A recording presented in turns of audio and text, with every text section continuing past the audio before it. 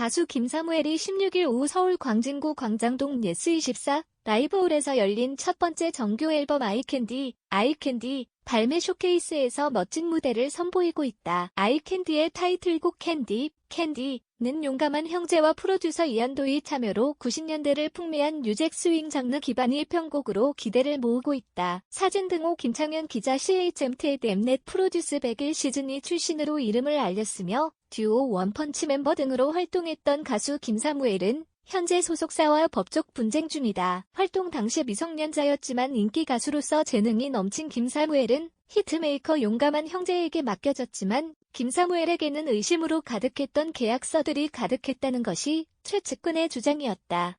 김사무엘은 지난 2019년 잘못된 공연 계약 체결, 정상 관련 문제 등을 근거로 브레이브 엔터테인먼트, 이하 브레이브를 상대로 전속계약 부존재 확인 소송을 제기했다. 이에 브레이브는 오히려 김사무엘이 정당한 사유 없이 일부 스케줄을 일방적으로 거부해 회사가 피해를 입었다며 김사무엘을 상대로 10억 원 상당의 손해배상 소송을 제기했다. 이후 지난 8월 25일 양 측은 재판에서 마주했고 이 자리에는 김사무엘의 어머니도 있었다. 당시 김사무엘 어머니는 재판을 바라보며 브레이브 변호인이 밝히는 정산 및 계약 관련 입장에 대해 연신 한숨을 내쉬는 모습을 보이기도 했다. 이와 관련 김사무엘의 최측근은 스타뉴스에 여러 이야기를 직접 털어놓았다. 최측근은 먼저 회사에서 필리핀과 일본으로 애를 데려갈 때 뭔가 이상한 낌새를 느꼈다라고 밝혔다.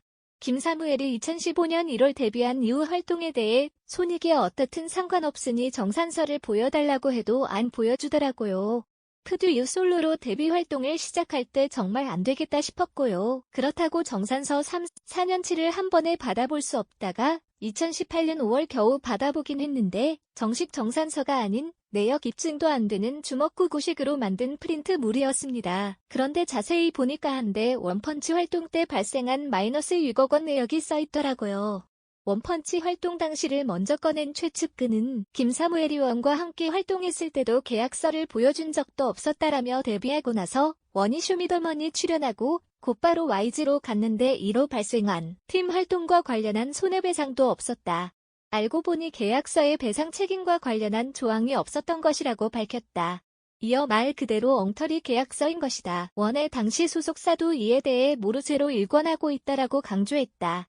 최측근 주장에 따르면 브레이브 변호인이 당시 재판에서 사무엘의 활동 수익이 없었다라고 밝힌 것의 근거는 바로 원펀치 활동에서 발생한 마이너스 수익이었던 것.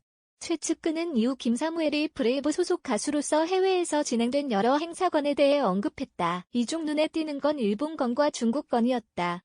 일본건 계약서는 회사에서 마치 출국 동의서인 것마냥 사인만 받고 급하게 받아갔습니다. 소송 도중에 알게 된 사실이지만 김사무엘 독점 계약 조건으로 8억 원을 받았으며 완성된 계약서를 지급한다는 내용이 계약서에 있었음에도 불구하고 지급하지 않았으며 선급금 5억 원은 정산에 누락시켜 그 사실을 알 수가 없었습니다. 중국건은 모 회사와 김사무엘 독점 계약을 맺은 것이었으나 김사무엘과는 상관없는 회사 대회사 계약이니 계약서를 보여줄 수 없다고 했고 재판 중에도 계약서 공개를 하지 않자 형사고소까지 진행해서라도 계약서를 확인하려 했다고 했습니다. 최측근은 용감한 형제를 상대로 제기했다. 경찰에 의해 불송치됐던 사문서, 위조 및 횡령 혐의 건에 언급된 블록체인 행사와 관련한 이야기도 전했다. 회사는 거짓과 기망으로 미성년자인 김사무엘을 대표가 추진하는 코인 사업에 이용했습니다. 브레이브가 주장하는 행사라는 것은 BRS 티코인 엑스포 행사장에서 김사무엘을 바람잡이로 이용한 이후 오후 10시가 됐을 무렵 행사장과는 무관한 호텔 컨퍼런스 룸이 작고 초라한 무대 위에서 1곡을 부르게 한 것이 다였습니다. 이후 분명 계약서가 있을 테니 공개하라는 저희의 항의에 마지못해 공개한 계약서에는 이번이나 더 가야 했던 블록체인 행사 내용이 있었다고 밝혔습니다. 최측근은 이 소송 제기에 대해 지금 시점에서 소송의 가장 큰 목적은 브레이브와의 계약 해지라고 강조하고 돈 문제는 그 다음 문제인 것 같다. 브레이브와는 내년 1월 계약이 만료되는데 소송이 길어졌다라고 말했다. 마지막으로 최측근은 요즘은 초등학생 때부터 아이돌이 되고 싶어 기획사와 계약을 맺고 자신들의 상과 많은 시간을 기획사를 믿고 투자하는데 김사무엘뿐만 아니라 아직도 많은 청소년들이 불합리한 취급을 당할지도 모른다고 생각하면 마음이 아프다라고 호소했다. 한편 이와 관련 브레이브 관계자는 스타뉴스의 사무엘과의 분쟁을 원만하게 해결하기 위해 노력하고 있다라며 조심스러운 입장을 전했다. 윤상근 기자 스큐넷 마운트.co.kr